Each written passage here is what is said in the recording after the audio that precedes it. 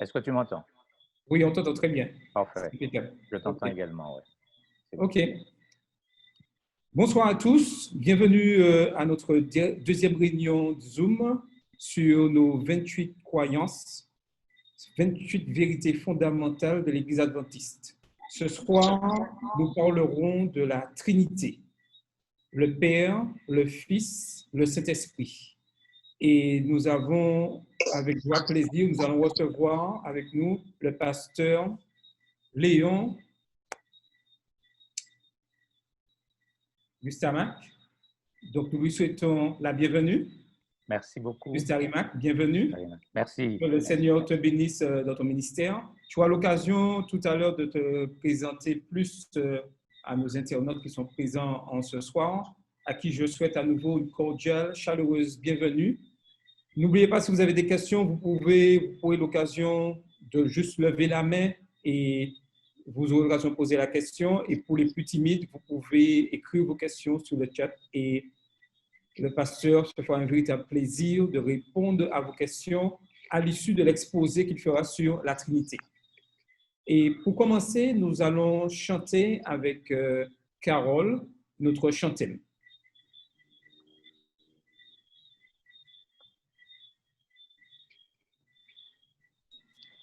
Bonsoir à tous, j'espère que vous m'entendez. Bonsoir. Oui, parfait. Alors, comme pour ceux qui étaient déjà avec nous à notre première rencontre, je vous rappelle que nous avons un chantème qui s'intitule « Dans tous nos cœurs ». Donc, il est affiché, bien que je ne vois pas les bouches, je ne vois pas tout le monde, mais j'espère que vous allez tous chanter à l'unisson avec moi. On y va?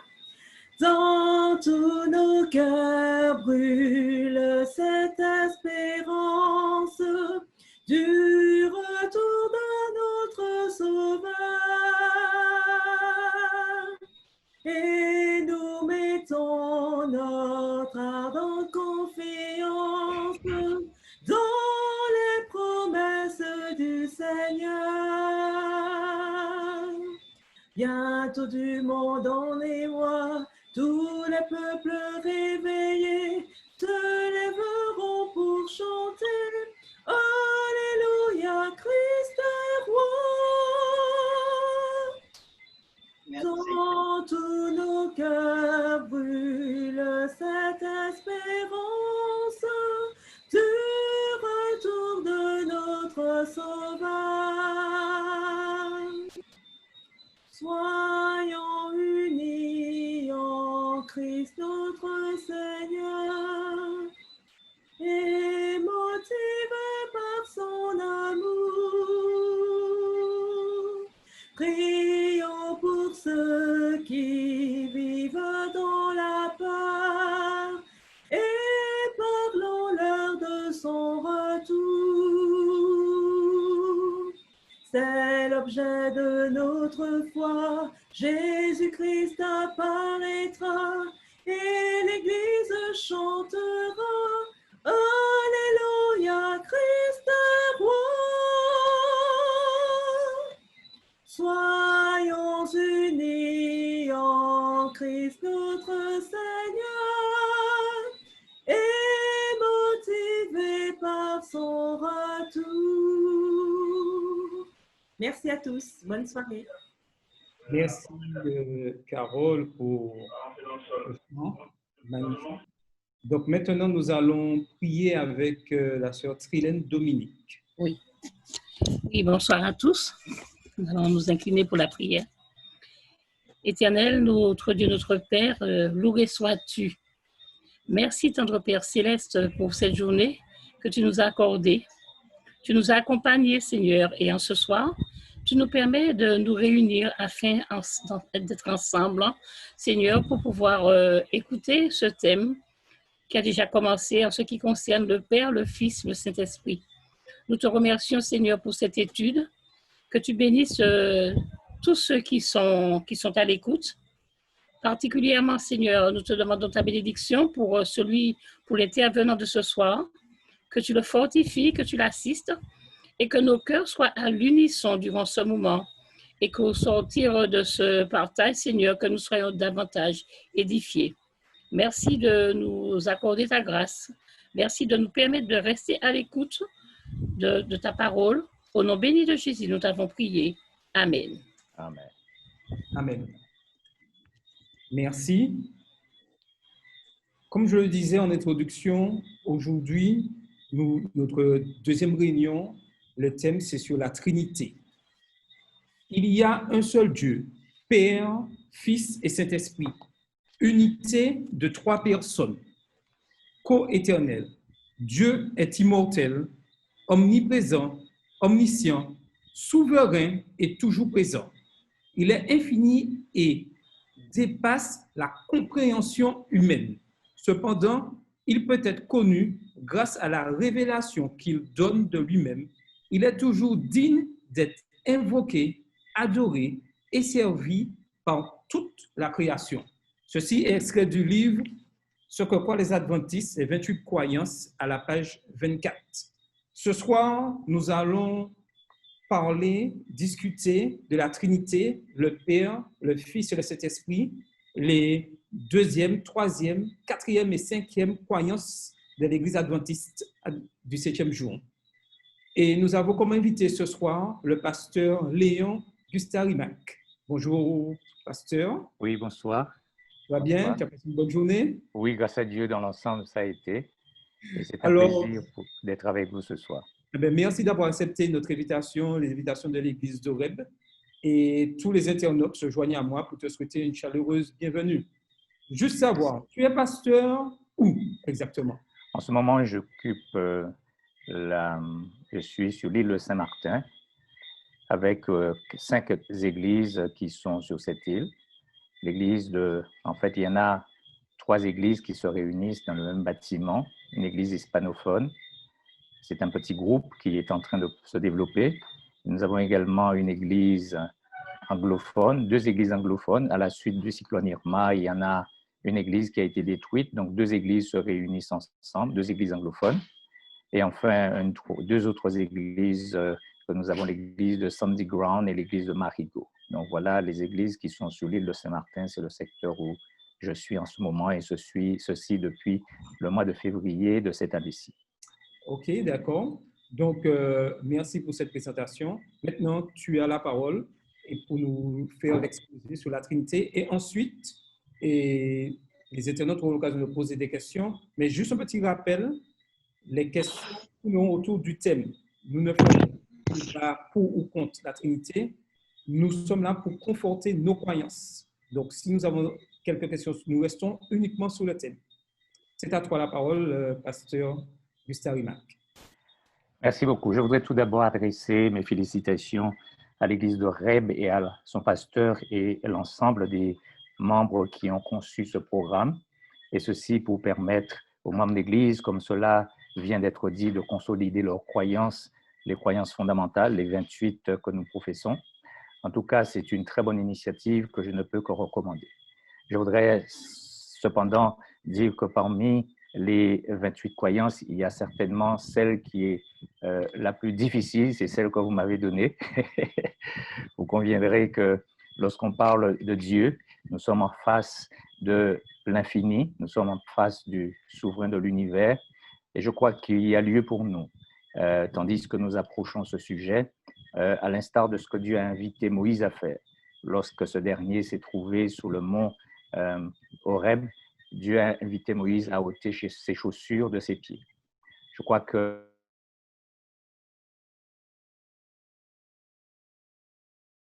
chose dans notre nature déchue et dans notre finitude, le fait que nous soyons des êtres finis, il est extrêmement difficile de concevoir et de percevoir Dieu.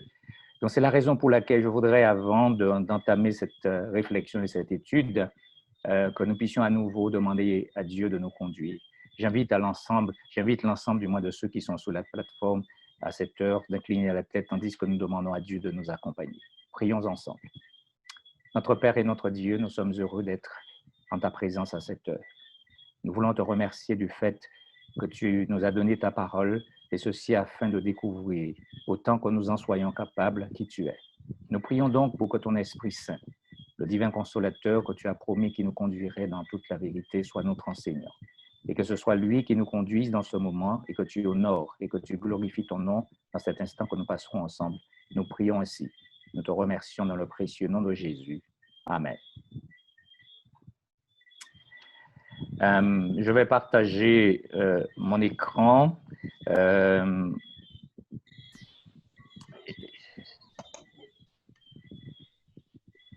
Juste pour...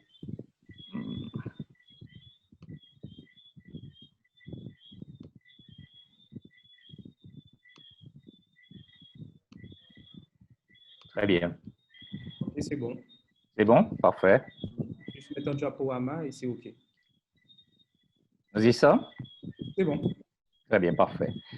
Donc, nous allons considérer la croyance fondamentale numéro 2 de l'Église adventiste, le Père, Dieu donc, Père, Fils et Saint-Esprit. C'est ce que nous allons considérer ensemble ce soir. En introduction, je veux tout simplement mettre en évidence que Dieu est un être énigmatique et définir ce que j'entends par un être énigmatique. Le petit Larousse, grand format, définit le mot énigme de la manière suivante. Problème difficile à résoudre ou personne difficile à comprendre. Ainsi donc, quand je dis que Dieu est un être énigmatique, c'est là ce que j'entends. Dieu est un être difficile à comprendre, donc difficile à cerner.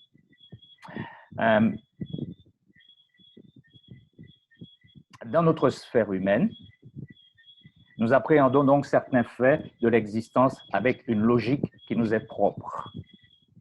Par exemple, chaque être humain, chacun d'entre nous, nous avons, par exemple, un lieu de naissance, nous avons un moment précis que nous avons pris naissance et nous connaissons tous, par conséquent, notre date de naissance. Et un autre exemple,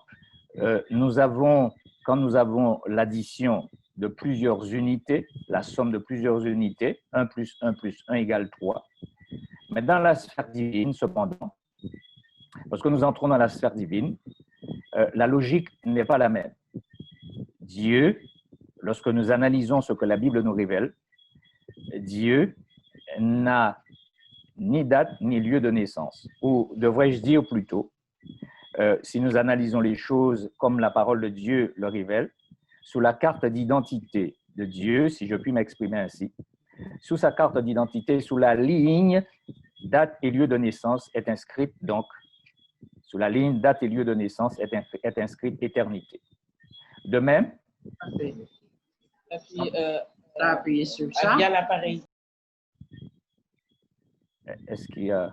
Vas-y, c'est bon. Donc voilà, donc je disais donc, sous la ligne date et lieu de naissance sont inscrites éternité. C'est ce que nous trouvons si nous voulons parler de la date de naissance de Dieu. Éternité, c'est ce qui est écrit. De même, par conséquent, Dieu donc, il dit qu'il est un. Et lorsque nous analysons, il dit qu'il est un alors qu'il y en a plusieurs dans ce un, en l'occurrence 3. Donc, il nous faudrait appréhender donc cette problématique dans un instant et voir comment nous pouvons apporter une solution. La question, où et quand commence l'éternité? Et comment peut-on, en d'autres termes, en des termes clairs, comment peut-on avoir 3 en 1? Le Créateur donc, Dieu, le Créateur conscient des limites de sa créature, en particulier l'homme dans sa nature déchue, est conscient également de sa propre réalité, nous parlons de celle de Dieu, a défini le champ d'investigation des hommes, des êtres humains, dans leur quête légitime de connaissance, dans leur quête légitime de savoir. Donc, dans cette quête légitime de connaissance et de savoir, Dieu va définir le champ d'investigation des êtres humains pour leur permettre de comprendre et de connaître ce qu'ils peuvent comprendre et connaître. Cette idée donc, cette idée est exprimée de la manière suivante. Lorsque nous lisons dans Deutéronome chapitre 29, verset 29, nous lisons la déclaration qui suit. La Bible déclare « Les choses cachées sont à l'Éternel notre Dieu, et les choses révélées sont à nous et à nos enfants à perpétuité, afin que nous mettions en pratique toutes les paroles de cette loi. » Donc, nous remarquons donc ce que la Bible nous dit. Donc, parmi les choses révélées concernant Dieu, je citerai en fait que 3 d'entre elles qui me semblent essentielles, indispensables, même aux êtres humains. Tout d'abord, dans les choses révélées, nous avons la réalité de l'existence de Dieu. Dans l'Épître aux Romains au chapitre 1er, versets 18 à 23, j'inviterai ceux qui sont sur la plateforme à noter les textes, puisque nous ne pourrons pas les citer tous, mais pour qu'ils puissent se référer à ces textes. Mais en fait, la réalité de l'existence de Dieu, l'Épître aux Romains déclare que les perfections invisibles de Dieu, sa puissance éternelle, se voit à l'œil nu lorsque nous considérons la création dans ses ouvrages. En d'autres termes, l'apôtre suggère qu'on peut découvrir un créateur à travers et derrière la création. Donc, et nous avons également dans Hébreux, chapitre 11, verset 6, où il est dit que celui qui s'approche de Dieu croit que Dieu existe et qu'il est le rémunérateur de ceux qui le cherchent. En d'autres termes, la Bible révèle la réalité de l'existence de Dieu. Nous avons ensuite un deuxième élément qui me semble être fondamental, c'est l'attribut essentiel de Dieu, qui est l'amour. Et dans 1 Jean chapitre 4, verset 8, il est dit que Dieu est amour. Et ce texte célèbre et connu, que tout le monde connaît, Jean 3, verset 16, Dieu a tant aimé le monde qu'il a donné son Fils unique, afin que quiconque croit en lui ne périsse point, mais qu'il ait la vie éternelle. Donc, l'attribut essentiel de Dieu est révélé à travers ces textes. Dieu nous donne des éléments. Et enfin, le troisième élément qu'il faut souligner, en lien avec les éléments essentiels, 3 éléments révélés, parce que nous parlons de choses révélées et de choses cachées. Les choses révélées, celui-ci est extrêmement important, c'est-à-dire l'acte rédempteur posé par Jésus-Christ à la croix du Calvaire. Et nous avons une description de cet acte rédempteur dans le 5e chapitre de l'Épître aux Romains, où nous trouvons cette déclaration en particulier, là où le péché a abondé, la grâce a surabondé. Donc voilà les éléments essentiels que Dieu révèle aux humains et qui sont accessibles à tous et qui sont essentiels pour les êtres humains. Maintenant, nous arrivons à la question. La question qui se pose. Parmi les choses cachées, par conséquent, les choses inaccessibles à l'entendement humain, je dois également souligner, mettre en évidence 3. Tout d'abord, l'éternité de Dieu. Le psalmiste déclare, et Moïse en l'occurrence dans le psaume 90, déclare que Dieu, il est Dieu d'éternité, en éternité il est Dieu. Donc, l'éternité de Dieu est simplement déclarée. Il n'y a pas de possibilité pour les êtres humains de saisir et de comprendre l'éternité. Dans nos limites, nous sommes incapables. Donc, la première chose concernant les choses cachées, c'est que Dieu déclare qu'il est de toute éternité. Donc, c'est une déclaration divine. Ce n'est pas quelque chose dont nous pouvons raisonner, ni que nous pouvons quelque part expliquer. Ensuite, nous avons un second élément qui me semble tout aussi important concernant les choses cachées. C'est ce qui est l'objet de notre étude ce soir. Nous aurons l'occasion de le développer un petit peu plus. C'est la notion de la Trinité. Comment peut-on concevoir 3 entités dans un seul? Donc, ça, nous allons le voir dans un instant, puisque notre logique humaine, dans notre sphère humaine et dans la logique qui est la nôtre, il nous est difficile d'appréhender cette chose concernant Dieu. Et enfin, le 3e facteur, c'est le péché. Le péché qui, d'après ce qui développe, ce que révèle le prophète Ézéchiel au chapitre 28, versets 14 et 15, il est clairement dit que le prophète Ézéchiel révèle que mystérieusement, celui qui est appelé Satan, qui autrefois était appelé Lucifer, il est devenu cette tête qui s'est soulevée contre Dieu. Donc voilà pour ce qui concerne les éléments concernant les choses qui sont inaccessibles à l'entendement humain. Donc l'éternité de Dieu, la Trinité, le péché, pour n'en citer que ces 3-là. Maintenant, la question qui se pose à nous, une fois de plus en ce soir, et même la question qui s'impose à nous, est la suivante. Pouvons-nous comprendre les choses cachées donc les choses non révélées? Sommes-nous en capacité de comprendre les choses qui sont cachées, les choses que Dieu a choisi de ne pas révéler? C'est la question qui se pose à nous puisque nous sommes en face de l'une de ces trois choses, donc la notion de la Trinité, le Père, le Fils et le Saint-Esprit. Comment peut-on aborder, appréhender la question de ce qui n'a pas été révélé, ce que Dieu n'a pas révélé dans ce cadre-là? Maintenant, je suis en train de dire en d'autres termes, suis-je capable de cerner le fait que Dieu n'est ni commencement ni fin? En d'autres termes, comment puis-je appréhender ce fait-là? Il y a trois en un, de surcroît, nous pouvons poser la question, Dieu me demande-t-il de le comprendre? Est-ce que Dieu demande à ce que je comprenne cela? Il faut néanmoins noter que ne pas comprendre un phénomène, ne pas comprendre une personne n'enlève en rien à la réalité du phénomène ni de la personne. Le fait que je ne comprenne pas quelque chose ou le fait que je ne sois pas en mesure d'expliquer quelque chose ne veut pas dire que la chose n'est pas. Donc, ça veut dire qu'en fait, ne pas être en mesure de comprendre et d'expliquer ce phénomène qu'est la Trinité, trois en un, comment expliquer cela? Puisque dans la sphère humaine, nous savons que lorsqu'on a l'addition de trois unités, cela donne trois, cela ne donne pas un. Et Dieu semble suggérer dans le texte biblique que tout en ayant trois unités, cela constitue un. Maintenant, nous aurons, comme je disais tout à l'heure, l'occasion d'y revenir. Maintenant, quand il s'agit de l'origine de Dieu, lorsque le croyant se contente, lorsqu'il s'agit de l'origine, le croyant se contente des déclarations positives de la parole dans ce domaine, et nous croyons ce que la parole de Dieu dit. Donc, citons quelques exemples affirmant l'éternité de Dieu. Je vous demanderai encore une fois de noter les textes. Nous n'aurons pas l'occasion de lire juste quelques exemples que je vous donne en passant. Notez-les et vous allez les vérifier vous-même. Tout d'abord, nous avons dans le psaume 55, nous avons des déclarations formelles, le psaume 93, verset 2, Ésaïe chapitre 43, verset 13, 63, verset 16 et Habakkuk 1er, verset 12. Voilà quelques textes qui déclarent en fait la notion de l'éternité de Dieu, ces textes qui affirment que Dieu est éternel. Nous avons une affirmation, mais nous n'avons pas une explication.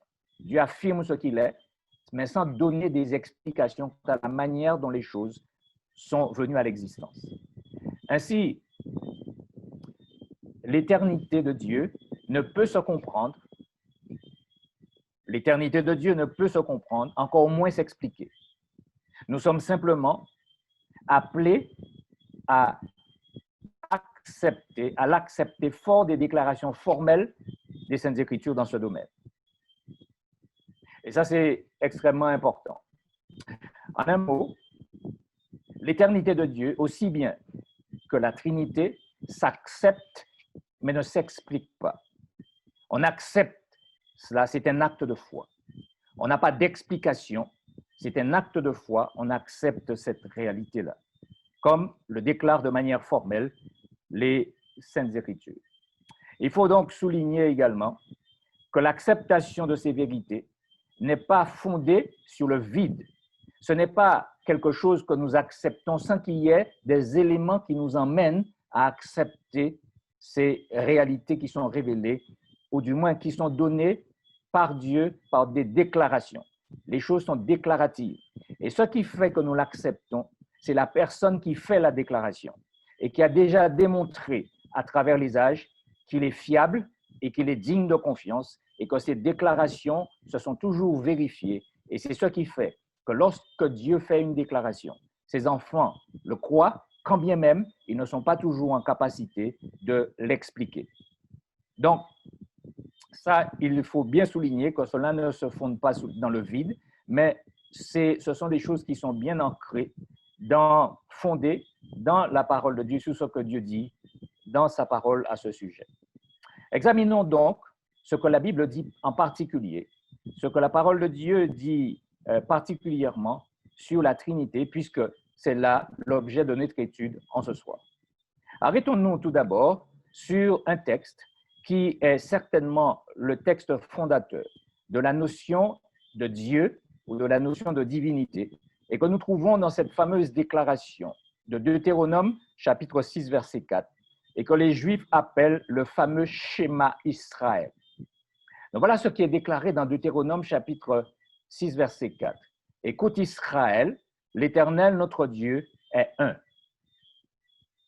Donc voilà, quelque part, ce qui crée de manière assez forte un problème dans le christianisme en particulier, puisque nous allons noter dans cette déclaration, tant dans le judaïsme que pour l'islam et le christianisme, les trois religions monothéistes, cette déclaration est le fondement même du monothéisme.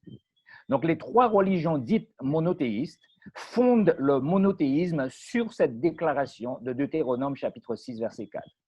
Donc, nous sommes face à cette fameuse schéma Israël. Donc ici, nous avons le fondement du monothéisme. Cependant, nous avons l'islam aussi bien que le judaïsme. L'islam et le judaïsme considèrent cette déclaration comme une affirmation pour l'islam et le judaïsme, considère cette déclaration comme l'affirmation explicite et absolue que Dieu est un, c'est-à-dire Dieu est une entité unique, dans le sens absolu du terme. Donc, lorsqu'ils disent que Dieu est un, c'est dans un sens absolu, c'est-à-dire une entité unique selon la logique humaine que nous avons citée plus haut. Cependant, dans le christianisme, lorsque nous arrivons dans le monde chrétien, et c'est bien ce que nous sommes, dans le monde chrétien, l'approche du texte est plus nuancée.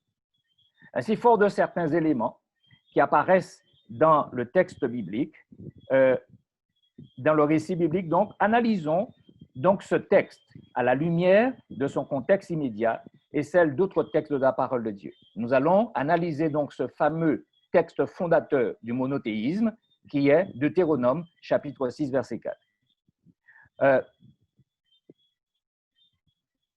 Nous allons analyser ce texte. Donc, dans l'ancien Proche-Orient, et ça, c'est un concept pour contextualiser et essayer de comprendre mieux cette déclaration que Dieu fait à son peuple, Israël, en ce temps-là. Dans l'ancien Proche-Orient, il y avait une multitude, une pléiade de divinités qui entouraient Israël et mettaient en péril le peuple de Dieu, donc Israël, comme je viens de le mentionner. Le Seigneur savait, dans son omniscience, il savait que ce dernier, donc Israël, serait attiré par ces divinités et arriverait au point où Israël allait l'abandonner. C'est dans ce contexte, donc, qu'il déclare qu'il est le seul Dieu. Donc, dans ce contexte-là, il va affirmer l'unicité d'un seul être à l'origine de tout ce qui existe. Donc, Dieu fait une déclaration formelle à l'endroit de son peuple, sachant le danger que ce dernier courait de par la multitude de divinités qui existaient autour d'Israël et singulièrement dans le pays de Canaan où ce peuple devait entrer et lorsque Dieu le conduisait et dirigeait Israël vers la terre promise. Donc Dieu fait cette affirmation de manière claire. Il dit « Je suis un ». Donc il dit « Je suis en réalité le schéma Israël » de Deutéronome 6, verset 14. Dieu fait une affirmation de fait qu'il est le seul qui peut prétendre ce titre de Dieu. La seule personne en capacité d'accepter ce titre de Dieu, donc le Créateur, il dit que c'est lui. Déjà, avant de donner sa loi du haut du mont Sinaï, rappelons-nous, Dieu rappelle donc à son peuple qu'il est celui qui est à l'origine de sa délivrance. Donc Dieu va rappeler à son peuple que c'est lui qui va le délivrer de l'esclavage d'Égypte. Et il veut garder à son esprit que, par conséquent, s'il est celui qui est à l'origine de sa libération, Dieu veut son plus grand bien et qui cherche à le prémunir contre l'idolâtrie, d'où le premier commandement que nous trouvons lorsque Dieu va énoncer sa loi sur le mont Sinaï. Nous trouvons « Tu n'auras pas d'autre Dieu devant ma face ». Donc Dieu cherche à préserver, à prémunir son peuple de l'idolâtrie pour l'emmener à adresser et à se tourner vers le seul qui est Dieu, c'est-à-dire le Créateur, celui qui est à l'origine de toute chose. Donc, déclaration que nous trouvons donc déjà tout à fait au départ, au début de l'histoire du peuple d'Israël, nous trouvons donc cette déclaration « Tu n'auras pas d'autre Dieu devant ma face ». Donc, à ce stade de notre réflexion, il faut faire remarquer que Dieu est en train de se présenter à un peuple sorti directement de 400 ans d'esclavage, ayant perdu quasiment toute notion du Dieu connu de leurs ancêtres, particulièrement les plus célèbres, les plus connus, Abraham, Isaac, Israël, Jacob, Joseph. Maintenant, que révèle Dieu? Que va révéler Dieu de lui-même dans le livre des commencements? Puisqu'en fait, pour que nous saisissions qui est Dieu, il faut que nous puissions aller dans le livre des commencements, le livre de la Genèse. Donc, qu'est-ce que Dieu révèle à son sujet dans le livre des commencements? Notons ce qui est dit dans le livre de la Genèse, au chapitre 1er, au verset 1er. Nous lisons ce qui suit. Au commencement, et je tiens à ce que vous notiez ce qui est dit ici, Dieu, au pluriel, créa les cieux et la terre. Il est étrange de constater que le mot Dieu, noté dans le texte de Genèse, chapitre 1er, verset 1er, dans le texte original hébreu, c'est le mot utilisé ici, c'est Elohim, qui est le pluriel de El. Donc, il est étrange de constater, tout d'abord, dans le texte biblique, il est dit au commencement, Dieu au pluriel, ou devrions-nous dire les dieux, et nous avons une anomalie grammaticale également, puisque si nous disons les dieux, nous devrions avoir le verbe qui s'accorde, nous devrions avoir créer. Mais nous constatons, avec un sujet au pluriel, nous avons un verbe au singulier, Dieu créa. Donc, cela veut montrer encore une fois la notion de l'unicité de Dieu, l'unicité du Créateur. Donc, dans ce texte de Genèse chapitre 1er, il est étrange de constater cela. Nous aurons à revenir dessus à nouveau. Dessus ou quoi, nous trouvons dans les versets 26 et les versets 27 du même chapitre, où cette idée est renforcée de la présence non d'une seule entité. Nous allons remarquer que dans Genèse chapitre 1er, versets 26 et verset 27, cela vient renforcer, disais-je, la présence de plus d'une seule entité dans la divinité. Nous lisons donc ce qui suit, où il est dit, puis Dieu dit, et nous trouvons encore le même pluriel, Dieu dit, faisons l'homme à notre image, selon notre ressemblance. Et le texte poursuit, Dieu créa l'homme à son image, il le créa à l'image de Dieu, il créa l'homme et la femme. Ainsi, pour bien comprendre le texte de Deutéronome chapitre 6, verset 4, une analyse des mots utilisés dans le texte original s'impose. En hébreu, il y a deux mots différents pour traduire le mot seul ou le mot un. J'ai une translittération de ces deux mots en hébreu, c'est Yahid et Ehad. Donc, voilà les deux mots qui sont traduits pour signifier la notion de un. Mais nous allons voir le distinguo qui existe entre ces deux expressions, ces deux mots. Dans Deutéronome chapitre 6, verset 4, le mot utilisé est Ehad. Comparons donc, et ceci pour notre compréhension et pour arriver à cette notion de la divinité, comparons donc deux textes où les deux mots sont utilisés, Yahid et Ehad. Ensuite, nous tirerons les conclusions qui s'imposent à nous. Lisons donc également Genèse chapitre, lorsque nous lisons dans Genèse chapitre 22 et le verset 2, qu'est-ce que nous lisons, qu'est-ce que nous déclarons, qu'est-ce que nous trouvons déclaré dans ce texte? nous nous trouvons face à Abraham, où Dieu va l'inviter à sacrifier son fils Isaac sur le mont Morija. Et voilà ce que Dieu lui dit dans Genèse chapitre 22, verset 2. Dieu dit, prends ton fils, et notez bien, ton unique, celui que tu aimes, Isaac, va au pays de Morija, et là, offre-le en holocauste sur l'une des montagnes que je te dirai. Dans ce contexte, notez bien ce qui est dit. Dans ce contexte, Dieu dit, prends ton fils. Dans le texte que nous venons de considérer, Dieu va dire à Abraham de prendre son fils Isaac et d'aller le sacrifier sur le mont Morija. Et dans ce texte, le mot hébreu utilisé ici pour un ou pour unique ou seul est Yaïd. Nous avons vu que dans Deutéronome, c'est Ehad et ici, c'est Yaïd. Je ne veux pas rester trop sur cet élément technique, mais c'est important, vous allez voir dans un instant pourquoi. Donc, c'est ce mot qui est utilisé dans le contexte de Genèse 22. Dieu invite donc Abraham à offrir son seul, son unique fils avec Sarah, sa femme, en sacrifice. Unique ou seul dans ce texte, unique, donc, dans le texte que nous lisons ici, dans Genèse 22, c'est dans le sens absolu. Dieu va dire à Abraham, son unique fils avec Sarah. Bien sûr, nous savons qu'Abraham avait un autre fils avec Agar, mais nous savons que l'unique fils avec Sarah, c'est bien Isaac. Il n'y avait que lui seul. Donc, c'est seul dans le sens absolu. Il n'y avait que ce seul fils que Abraham avait avec sa femme Sarah. Il n'avait pas deux, il n'avait pas trois, mais un seul. Le deuxième texte est le suivant, tiré de Genèse chapitre 2, verset 24. Texte très bien connu. C'est pourquoi l'homme quittera son père et sa mère et s'attachera à sa femme, et les deux deviendront une seule chair. Le mot seul ici utilisé dans Genèse 2, verset 24, c'est Ehad.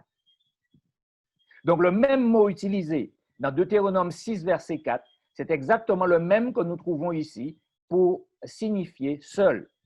Donc l'unicité dans Deutéronome chapitre 6, verset 4, nous trouvons exactement la même chose. Une seule, c'est exactement le même mot qui est utilisé ici dans Genèse 2, verset 24.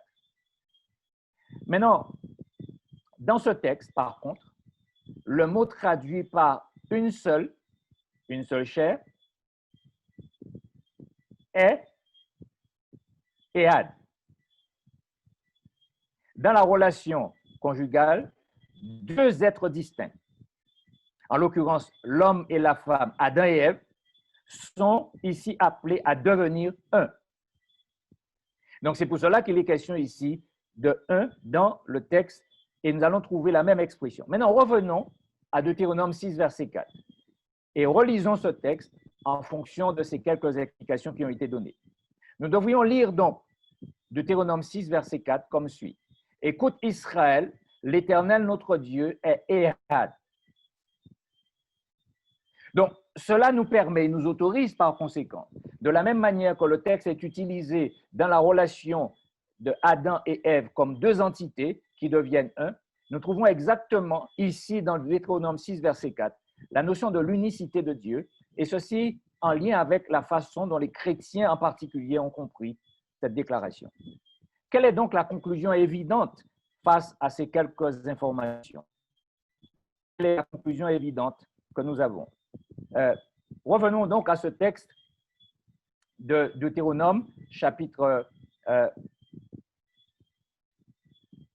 6, verset 4. Nous avons lu que la conclusion évidente, c'est quoi?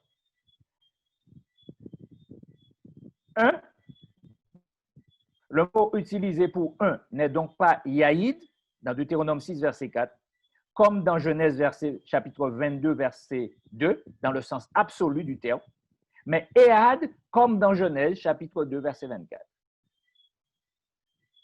Donc voilà, en fait, ce qui nous pousse à la conclusion de noter en fait que lorsque Dieu parle qu'il est un, mais les termes hébraïques suggèrent que Dieu va donner des indications quant à ce qu'il souhaite, ce qu'il souhaitait et ce qu'il veut dire par ces expressions.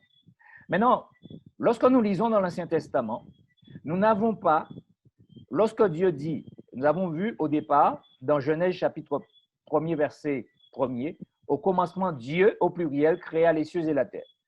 Les écrits de l'Ancien Testament ne nous donnent pas le nombre d'entités que compose la divinité. C'est lorsque nous arrivons au Nouveau Testament que nous avons ces informations qui nous sont données. Donc, le Nouveau Testament clarifie pour nous emmener à découvrir le nombre d'entités qui se trouvent dans la divinité. Et c'est là que nous avons, donc disais, alors que l'Ancien Testament nous informe de plus d'une entité dans la divinité, c'est le Nouveau Testament qui nous donne l'information complète et exacte quant au nombre d'entités que compose la divinité. Donc, il y a en fait pléthore de textes, en effet, qui présentent la réalité de la Trinité. Je citerai en conclusion, en lien avec quelques textes du Nouveau Testament, je ne citerai que 3. Il y en a beaucoup plus, mais pour nous permettre éventuellement d'avoir un temps pour un espace d'échange, je m'arrêterai sur 3 textes. Tout d'abord, il y a, donc disais-je, plusieurs textes. Je citerai ces 3 textes qui, le premier que je citerai, c'est dans Matthieu chapitre 28, versets 18 à 20. Je citerai également Jean 8. Je donne les textes, je ne les ai pas mis au complet, mais je donne la référence pour que vous puissiez les chercher et les lire intégralement, mais je vais donner aussi juste ces 3 textes, donc Matthieu 28, Jean chapitre 8 et Actes chapitre 5, versets 1 à 5 et verset 9. Donc voilà ce que disent ces 3 textes, textes que vous connaissez parfaitement bien. J'ai résumé, je n'ai pas pris tout. Matthieu 28, verset 18, Jésus s'étant approché leur dit, tout pouvoir m'a été donné dans le ciel et sous la terre.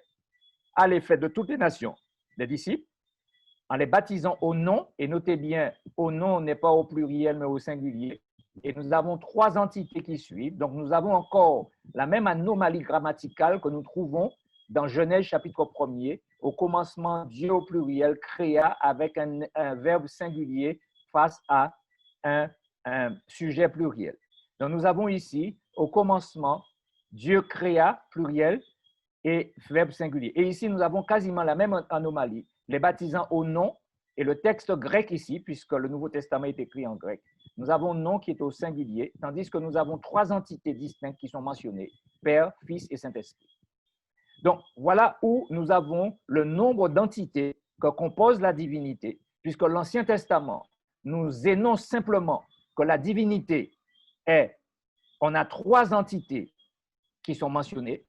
Et en fait, ce que vous et moi, nous devrions comprendre, lorsque nous utilisons le mot Dieu, chaque fois que ce terme est exprimé, nous devons entendre, chaque fois que nous disons Dieu, nous devons entendre Père, Fils et Saint-Esprit. C'est ça, Dieu, c'est cela. Père, Fils et Saint-Esprit, c'est ce qui est Dieu. Donc, ça c'est le premier texte. Et Jésus dit, enseignez-leur à observer tout ce que je vous ai prescrit. Ça, vous connaissez. Mais c'est particulièrement le verset 19 que je voulais mentionner et souligner. Le deuxième texte se trouve dans Jean chapitre 8, verset 58.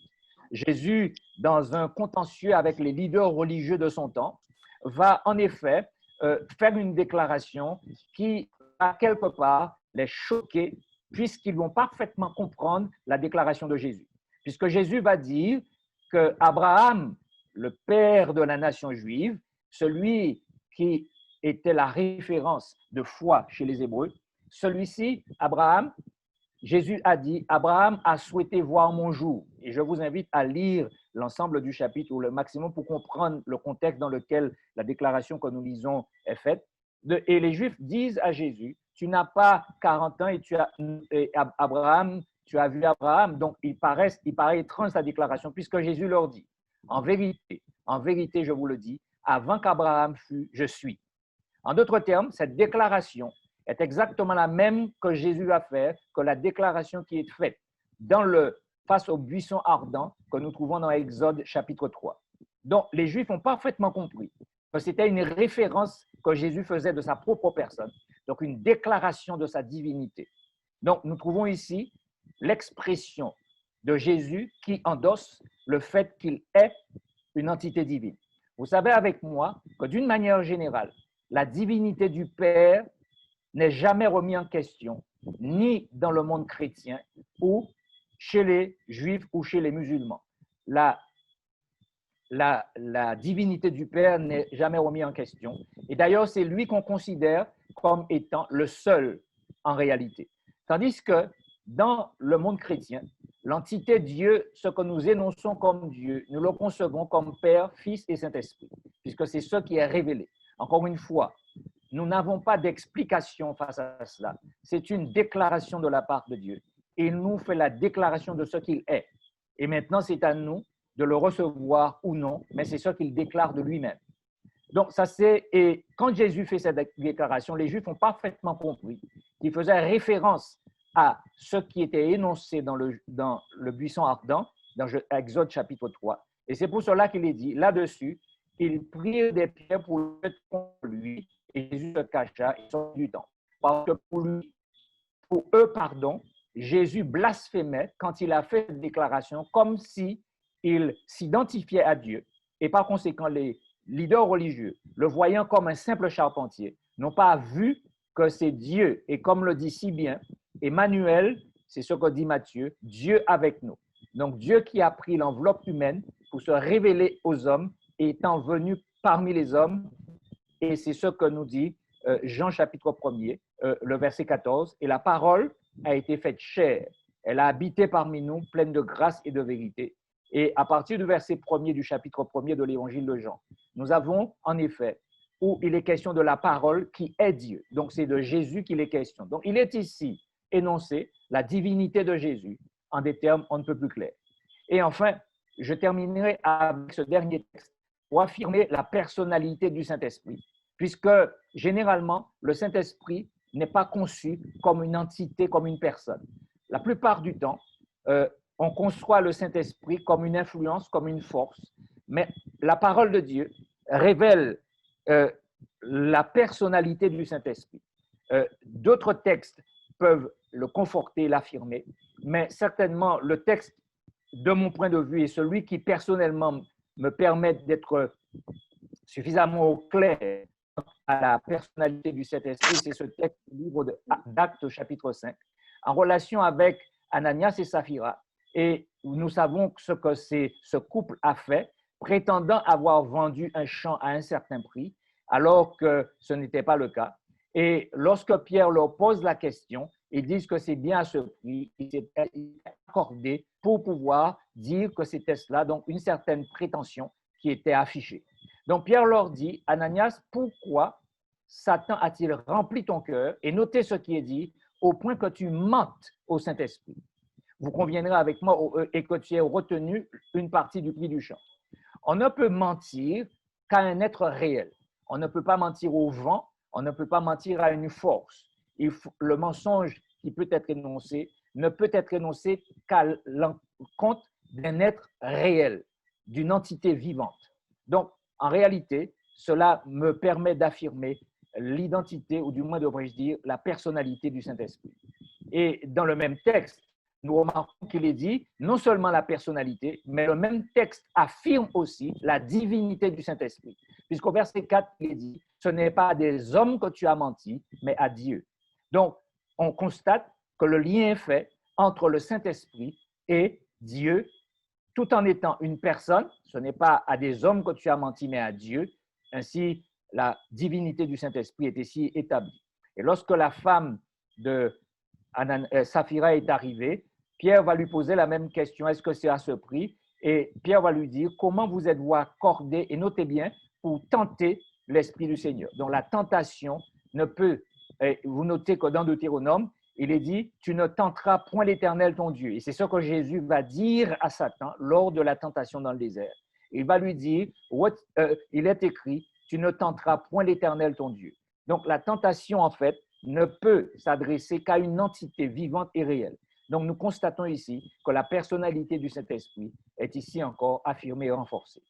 Voilà pour la présentation. Je vous remercie pour votre attention. Merci, pasteur Gustarimac. Donc, si tu peux couper le... Oui, tout de suite. Oui. S'il te plaît. Donc, si vous avez des questions. Alors, une question déjà pour commencer. Le Père, le Fils et le Saint-Esprit ont-ils un rôle particulier ou tous les trois ont le même rôle? Maintenant, si nous parlons de rôle de la divinité, le Père, le Fils et le Saint-Esprit, nous devons le placer dans le cadre du plan de la rédemption. Donc, dans le cadre du plan de la rédemption, ils se sont choisis à chacun un rôle dans le but de racheter, de restaurer l'humanité. Mais si nous n'avions pas, s'il n'y avait pas de péché, est-ce que nous aurions exactement la même chose? Je ne saurais le dire, mais je ne peux placer le rôle de chaque entité de la divinité, un rôle différent, un rôle complémentaire, mais simplement dans le cadre du plan du salut, du plan de la rédemption pour le rachat de l'espèce humaine. OK. Y a-t-il quelqu'un, y a-t-il une question? Il suffit de lever la main, il n'y a pas de souci.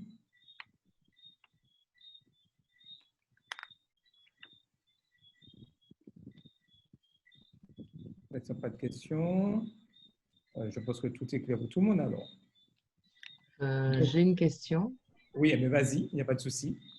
Je voudrais qu'il m'explique, comment dire, lors de, disons, sur la croix, quand il a dit Père, Père, pourquoi m'as-tu abandonné? Je voudrais qu'il m'explique un petit peu cela par rapport à la divinité. OK, merci pour ta question. Très bien.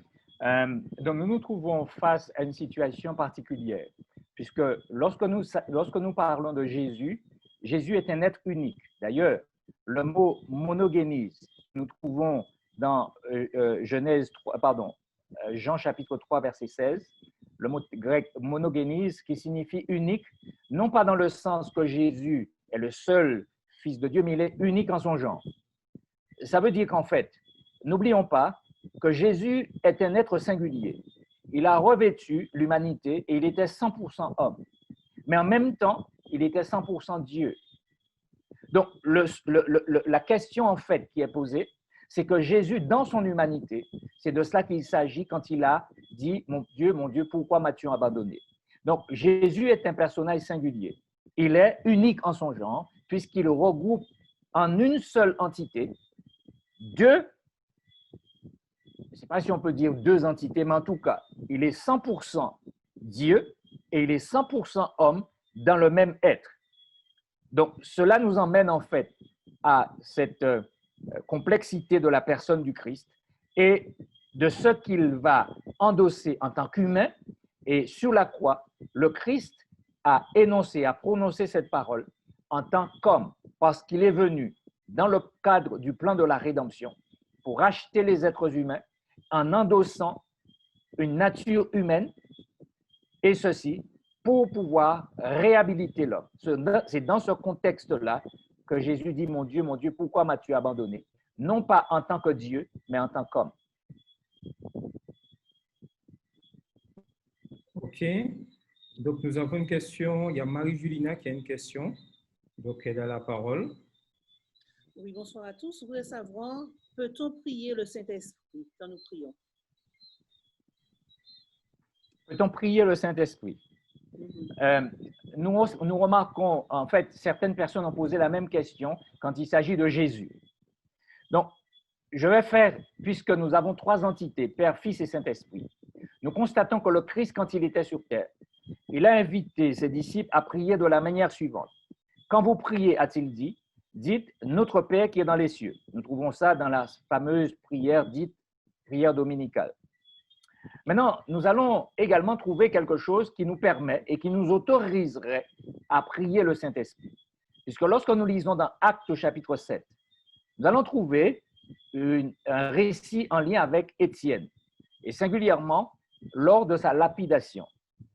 Étienne, qui vit un moment particulier de son existence, nous remarquons que tandis qu'il est lapidé, il lève les yeux en haut et il dit « Je vois le Fils de Dieu assis à la droite de la majesté divine. » Et tandis qu'avant de rendre le souffle, notons bien, il est dit Seigneur Jésus ne leur impute pas ce péché. Et il est dit, après avoir dit cela, il rendit l'esprit. Nous constatons donc que alors que Jésus va inviter les disciples à adresser à Dieu, à adresser la prière en disant Notre Père, nous remarquons que Étienne va adresser une prière directement à Jésus. Et ce que le Christ lui-même avait invité à faire, il va inviter donc les disciples à prier en son nom. Maintenant, est-ce que prier en son nom peut vouloir dire s'adresser à lui directement? En tout cas, Étienne l'a fait. Et je pense que s'il l'a fait, nous pouvons le faire aussi puisque nous avons cette référence-là, au moins dans la Bible. Maintenant, lorsqu'il s'agit du Saint-Esprit, troisième personne de la divinité, maintenant, pouvons-nous nous adresser à l'Esprit Saint? Je n'ai pas d'objection à cela. Ce n'est pas probablement le fait d'adresser une prière à l'Esprit ou d'adresser une prière en s'adressant au Saint-Esprit. Pour vous donner un exemple, je connais des personnes qui disent simplement, et je considère ça comme une prière, « Aide-moi, Saint-Esprit ». Je ne sais pas si c'est mal de dire cela. Donc, je peux considérer que prier l'Esprit n'est pas un souci, mais tout dépendra, pour ce qui me concerne, du contenu de la prière. OK. Y a-t-il une autre question?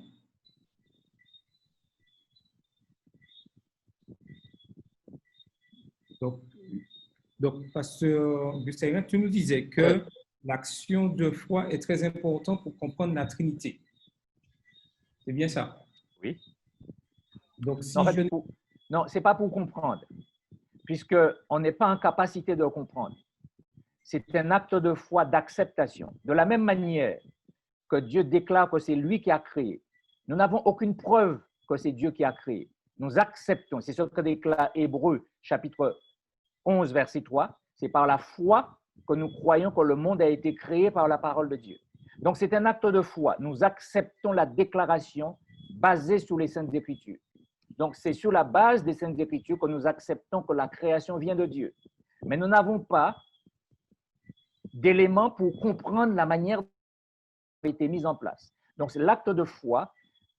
Ce n'est pas de comprendre, mais d'accepter cette réalité, puisque la Trinité est dans le domaine des choses cachées, donc des choses que Dieu n'a pas révélées concernant sa propre personne.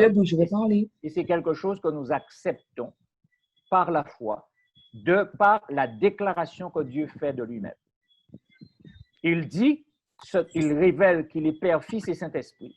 Donc, j'accepte cela sur sa déclaration, non pas que je le comprenne, mais parce qu'il le dit. OK. Oui, je voudrais. Oui, Jacqueline, qui voudrait intervenir là? Jacqueline. Jacqueline, OK, vas-y. Oui. Alors, je voudrais dire ce que j'ai compris et il me dira si je suis la bonne voie. D'accord? Pas de souci.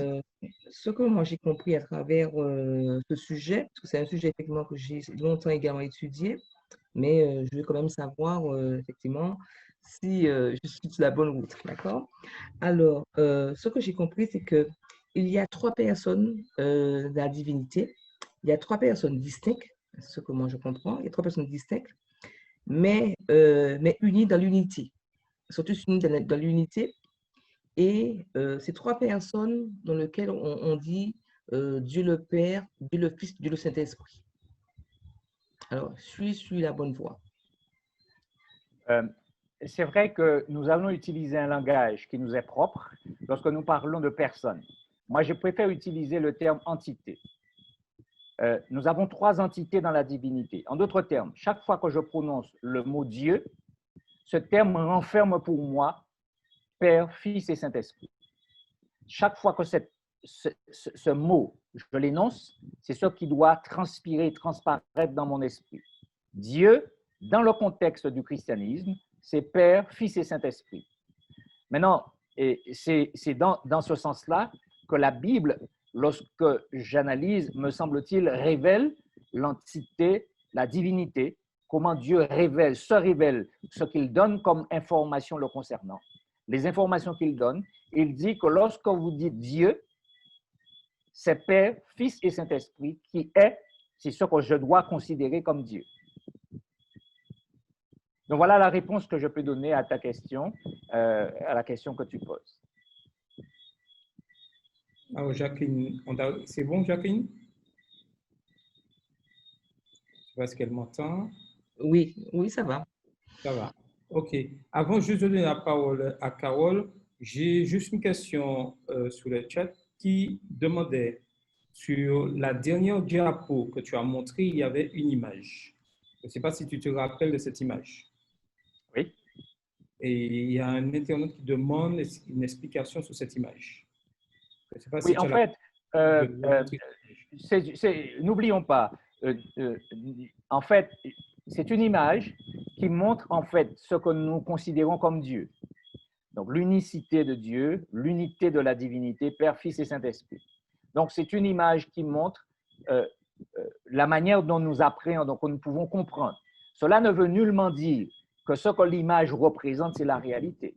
C'est juste pour notre, puisque nous sommes en train d'aborder une question, et je l'ai dit en préambule, nous sommes en fait en train d'aborder une question qui n'est pas facile à appréhender, puisque nous sommes en train de parler de Dieu. Et lorsqu'on parle de Dieu, dans notre nature déchue et du fait que nous soyons des êtres finis, il nous est difficile de cerner et de saisir complètement Dieu. C'est pour cela qu'au départ de cette présentation, j'ai commencé par dire que Dieu est un être énigmatique, c'est-à-dire difficile à cerner et difficile à comprendre. Donc, ce qui a été cette image, c'est simplement pour essayer, je dis bien c'est une tentative, de nous permettre, autant que nous en soyons capables, de cerner ce que Dieu révèle de lui-même. Mais cela ne veut nullement dire que cela représente la réalité de la divinité. OK. Alors, une autre question sur le chat.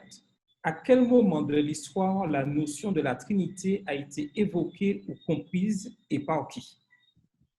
Oui, maintenant, si nous devrions faire le retraçage de l'histoire de l'Église chrétienne face à cet enseignement, c'est un enseignement qui n'a pas toujours été au goût du jour. Il y a eu une progression, en effet, dans la compréhension de la divinité.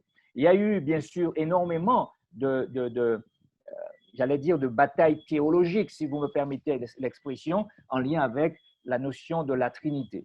Maintenant, il y a eu différents conciles, concile de Nicée, concile de Chalcédoine, ou un certain nombre de conciles. Je ne vais pas m'étendre là-dessus dans cette émission, puisqu'en fait, ces différents conciles où il y avait des discussions concernant que ce soit Jésus, que ce soit le Saint-Esprit. Donc, la notion de Dieu a toujours causé de problèmes en lien avec ce qui est révélé dans la Bible, les Saintes Écritures.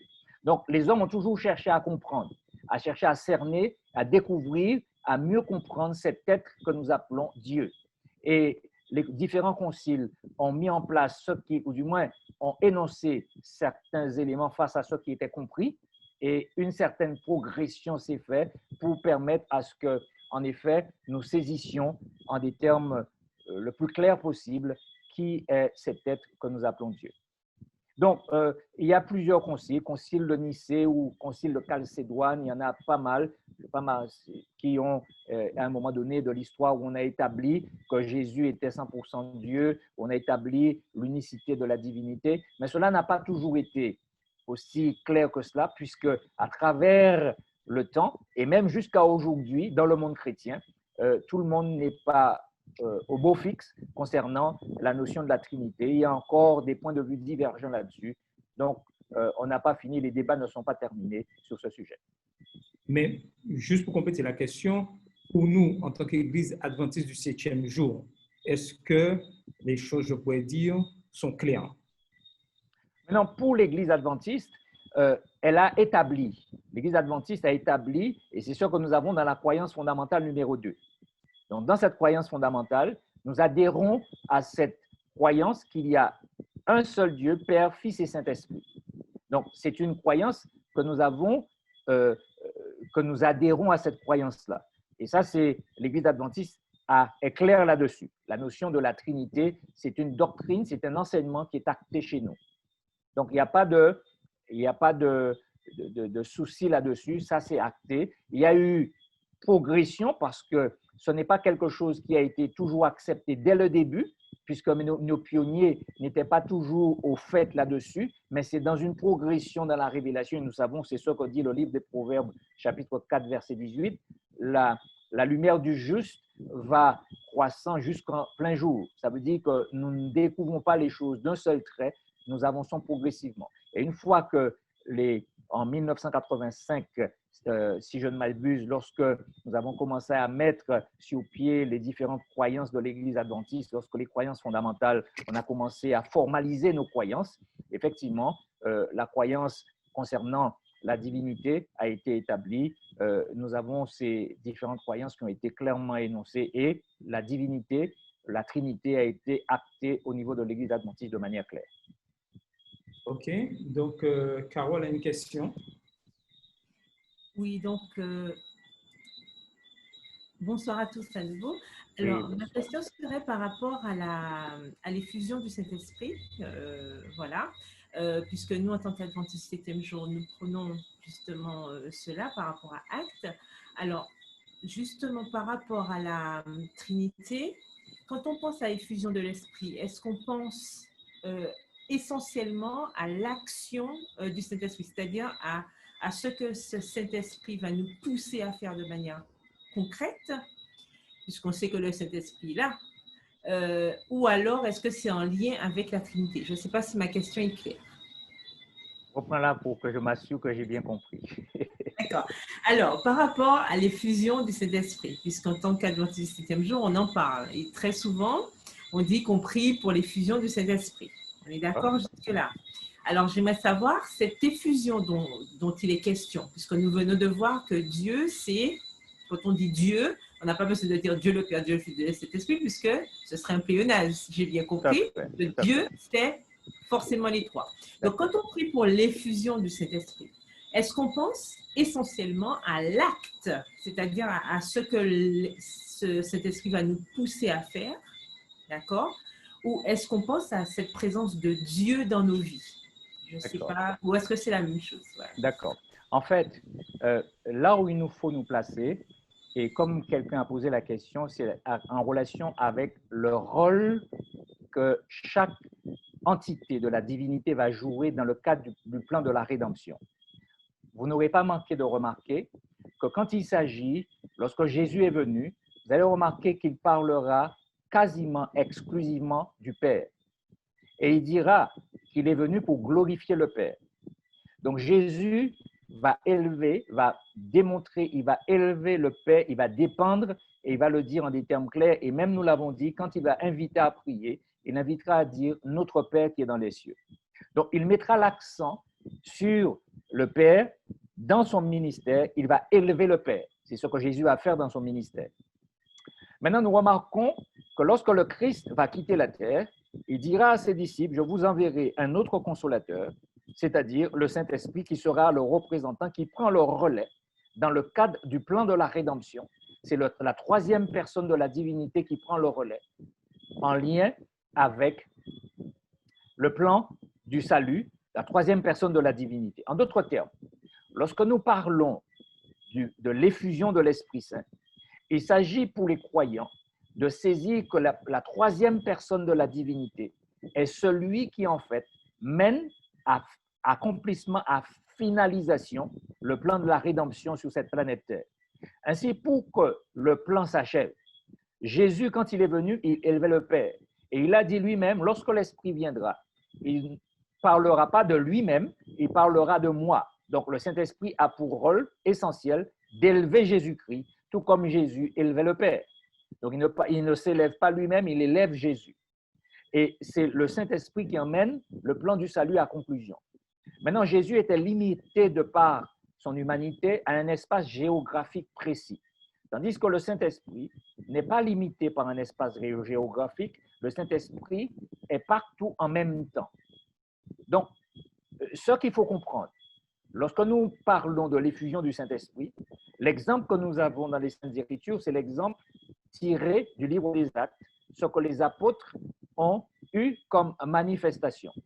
En d'autres termes, il s'agit, et Jésus l'a dit à ses disciples, le Saint-Esprit va non seulement être avec vous, mais il sera en vous. Et rappelons-nous de ce que l'apôtre Paul dira dans son épître aux Corinthiens, il déclarera que vous êtes le temple du Saint-Esprit. Ça veut dire que nous devons devenir la demeure de l'Esprit Saint. Et pour que l'Esprit de Dieu habite en nous, nous devons être purifiés par le sang rédempteur de Jésus-Christ. Donc, pour que le Saint-Esprit fasse sa demeure en nous, le Christ doit nous purifier de par son sang.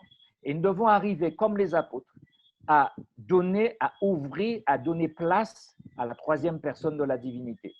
Et c'est fort de sa présence qu'il pousse en avant, car la réalisation et la finalisation du plan du salut, c'est lui qui le mène à achèvement et à accomplissement, mais il le fait par l'intermédiaire des canaux que vous et moi nous sommes. Donc, pour que l'Esprit Saint achève l'œuvre, il faut qu'il ait des canaux humains. Dieu s'est choisi de le faire comme ça. Ne me demandez pas pourquoi. Dieu est Dieu. Il a choisi de le faire comme ça, de passer par des canaux humains pour pouvoir accomplir la mission, l'acte rédempteur de l'annonce de l'Évangile, la bonne nouvelle du Christ qui sauve. Donc, la présence de la troisième personne de la divinité, c'est la présence de l'Esprit Saint. Donc, lorsque l'Esprit Saint est présent, nous allons retrouver les manifestations des dons de l'Esprit, mais aussi, et c'est là l'élément le plus important, les manifestations du fruit de l'Esprit. Car, c'est là l'élément important, le fruit de l'Esprit, c'est l'amour. Donc, c'est cette manifestation de l'amour qui doit, en fait, qui va transparaître dans la vie des hommes et des femmes que nous sommes. Et la présence et la manifestation de l'Esprit, c'est bien cela, car c'est bien de cela qu'il s'est agi lorsque les apôtres ont été remplis du Saint-Esprit. Et la puissance de l'amour, comme pour le Christ, s'est manifestée dans la vie de plus d'un, puisque le Saint-Esprit agissant dans la vie des hommes et des femmes à l'effusion de l'Esprit. Donc, ce n'est pas uniquement une question de puissance, mais c'est une question de présence. Donc, la présence de l'Esprit, ipso facto, il y a déploiement de puissance, mais c'est sa présence qui est le facteur important. Et pas nécessairement juste pour l'accomplissement d'une mission, mais la présence de l'Esprit est l'élément fondamental dans la vie des croyants et de l'Église. Je ne sais pas si j'ai répondu à ta question, mais c'est tout ce que je peux donner comme information par rapport à ta question. Oui, Carole? Oui, tout à fait, ça me convient. Et par rapport à ça aussi, j'avais une deuxième question. Alors, on entend parfois, je ne sais pas si tu as bien entendu, on entend parfois les gens dire « Dieu est en nous ». Je ne sais pas si tu as déjà entendu cela. Est-ce que c'est faux de s'exprimer ainsi, de dire « Dieu est en nous » ? Et si Dieu est en nous, est-ce que ça implique forcément un comportement qui va dans ce sens-là? Ma question est claire? J'essaie de comprendre. Je vais essayer de reformuler pour voir si j'ai compris. Puisqu'en fait, nous venons de dire que nous sommes le temple du Saint-Esprit. Voilà. Et si le Saint-Esprit est Dieu, par conséquent, nous pouvons clairement dire que Dieu est en nous. Voilà. Cependant, nous savons qu'il y a une philosophie qu'on appelle le panthéisme, Voilà. qui est une autre philosophie et qui n'est pas la même chose que ce que nous croyons en tant que chrétiens adventistes. Le panthéisme va dire que Dieu est dans la table, il est dans les objets et il est aussi en nous. Donc, ce n'est pas exactement dans ce sens que nous appréhendons la question de la présence de Dieu en nous. Nous appréhendons cette question sous ce que la parole de Dieu révèle, que nous sommes le temple de la troisième personne de la divinité, donc l'Esprit Saint qui habite en nous. Maintenant, nous ne savons pas comment cela se fait, comment cela se réalise, mais les effets et la réalité se font. Comme Jésus a dit à Nicodème, le vent souffle où il veut, il en est de même pour celui qui est né de l'Esprit. Ça veut dire qu'on voit les effets de la présence de l'Esprit dans un individu sans savoir comment les choses ont réellement pris place. Donc, on n'a pas toujours d'explication, mais on a la réalité, on a le visuel de cette réalité-là. Merci. Donc, nous arrivons à la fin. Est-ce qu'il y a une dernière question avant que le pasteur Gustave Rimac fasse une conclusion? Et après cette conclusion, nous aurons le chant thème et tu auras l'occasion de nous faire la dernière prière pour finir le programme. Donc, il y a une question. Alors, je la pose. Sachant que nous ne connaissons que ce qui nous a bien voulu être révélé par notre Seigneur, dans le cadre de la rédemption, il nous a été révélé les missions ou rôles du Père, du Fils et du Saint-Esprit. Que dire donc à des personnes qui voudraient Et elle met en parenthèse, j'exagère vraiment, prierait le lundi le Saint-Esprit, le mardi le Père et le Fils, le mercredi, car ils estiment que Dieu, de toute façon, ils sont tous les trois Dieu.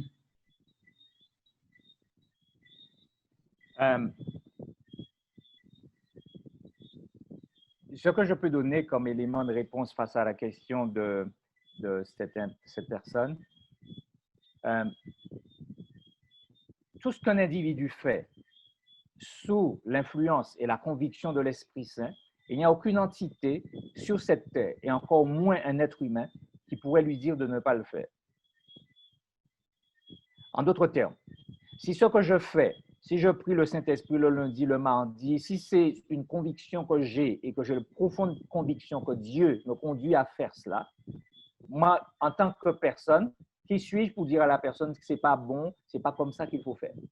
Maintenant, il faut que ce que la personne va faire, on puisse dénoter que cela a une influence positive sur son existence. Cela lui permet de s'épanouir, on voit les fruits et les résultats de sa relation de prière avec Dieu. Mais si c'est simplement par forme que nous posons des actes en lien avec Dieu, nous serons bien loin de recevoir de lui ce qu'il se propose de nous accorder.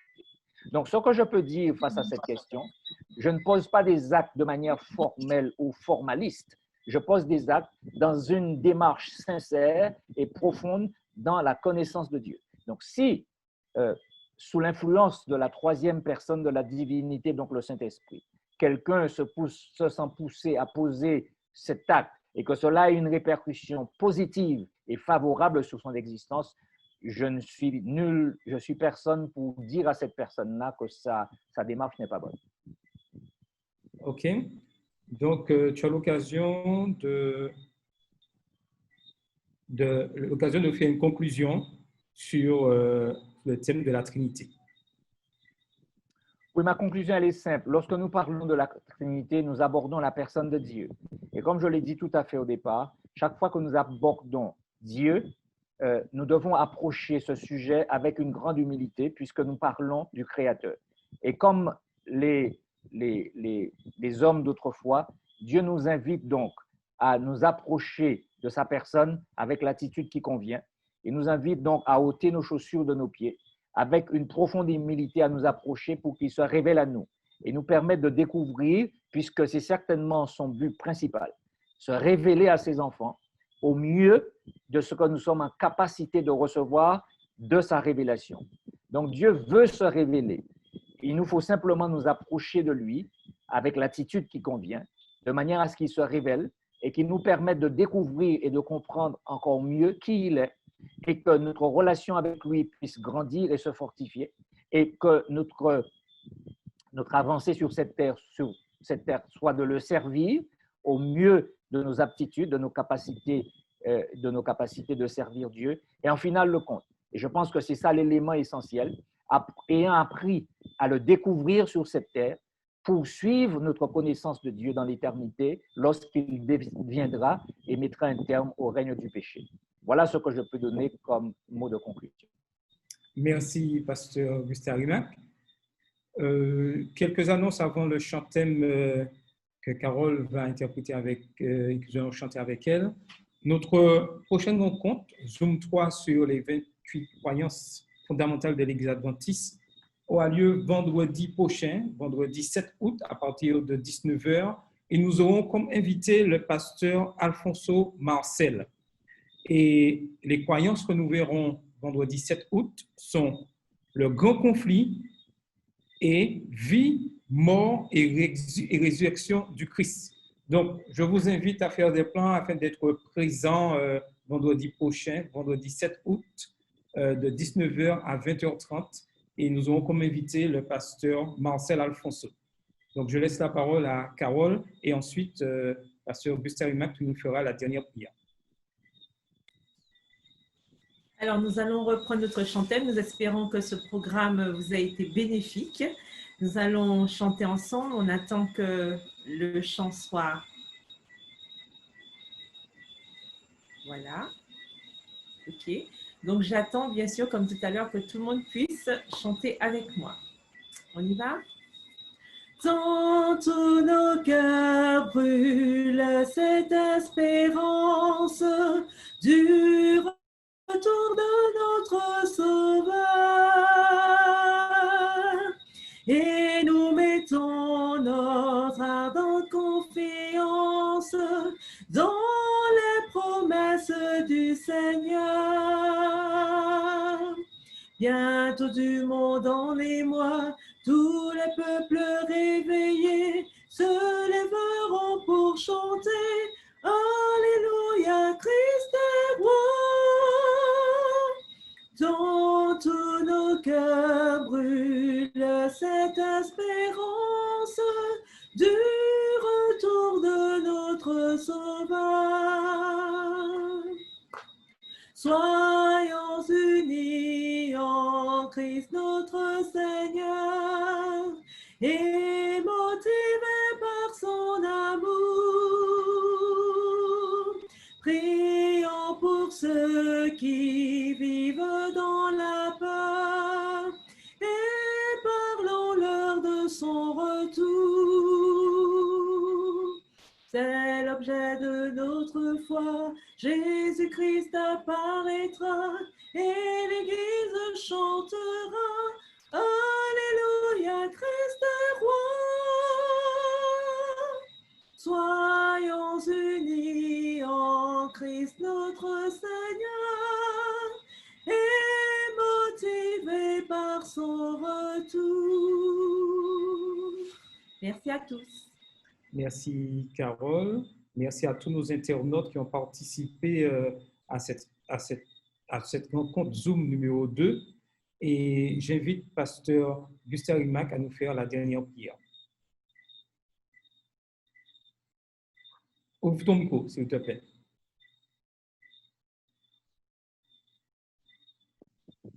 Ça va? Oui, c'est bon maintenant. D'accord. Oui. Notre Père et notre Dieu, nous voulons t'adresser à cette heure nos remerciements. Merci pour l'initiative entreprise par l'Église d'Oreb de pouvoir passer ce moment à l'étude de ta parole, de présenter ce que nous croyons, des croyances fondamentales que nous tirons de ta parole et qui, c'est par ces croyances qui font de nous ce que nous sommes, des hommes et des femmes qui croient dans le Dieu rédempteur.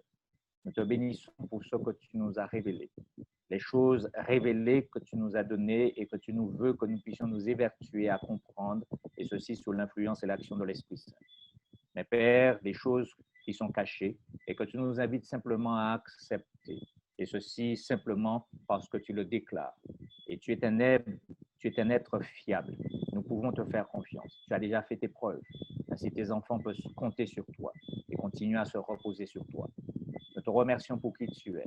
Nous te bénissons, Dieu, pour ton amour que tu nous as témoigné en la personne du Christ. Nous te remercions du fait qu'il est en train de poursuivre son ministère, son sacerdoce dans le ciel et sur le point de l'achever. Nous te remercions du fait, tandis qu'il a quitté la terre et ne nous a pas laissés orphelins, tandis qu'il poursuit son œuvre et sur le point de l'achever, le divin consolateur, le Saint-Esprit nous accompagne. Et ceci pour nous conduire au triomphe final et nous permettre d'être introduits très bientôt en ta présence. Et ceci pour l'éternité. Nous te remercions pour toute l'attention que tu nous portes. Et nous prions, Dieu, qu'en retour, tu nous aides à t'aimer par-dessus tout et à te donner toute la place qui te revient dans nos vies. Que nous ouvrions nos cœurs à l'influence du divin consolateur, qu'il prenne sa place dans nos vies, que nous puissions réellement des temples de l'Esprit Saint et que, mus par sa grâce et par sa puissance, nous puissions accomplir la mission que tu nous as confiée et que nous ayons la joie très bientôt de voir le Christ apparaître pour nous emmener, pour nous libérer de cet environnement hostile et enfin nous conduire à la maison. Tu béniras chaque personne sur cette plateforme et les familles que nous représentons. Tu accorderas ton soutien aux uns aux autres et tu feras, au Père, que nous soyons de plus en plus conscients du temps dans lequel nous vivons et singulièrement dans le contexte de la crise sanitaire que vivent tes enfants sur cette planète Terre. Nous prions pour que ta grâce soit accordée aux uns aux autres, nous préparant à te rencontrer, nous aidant à te servir au mieux de nos capacités et dans les conditions que tu nous indiqueras dans ce contexte. Ainsi, bénis, fortifie et garde tes enfants et quand il te plaira de renouveler toutes choses et de mettre un terme au règne du mal, puisse chacun sous cette plateforme soit enlevé à la rencontre de Jésus pour vivre l'éternité en ta compagnie. Merci de daigner prêter attention à nos faibles balbutiements à cette heure, quand nous t'avons prié ainsi. Et nous te remercions dans le précieux et glorieux nom de notre Seigneur et Sauveur Jésus-Christ. Amen.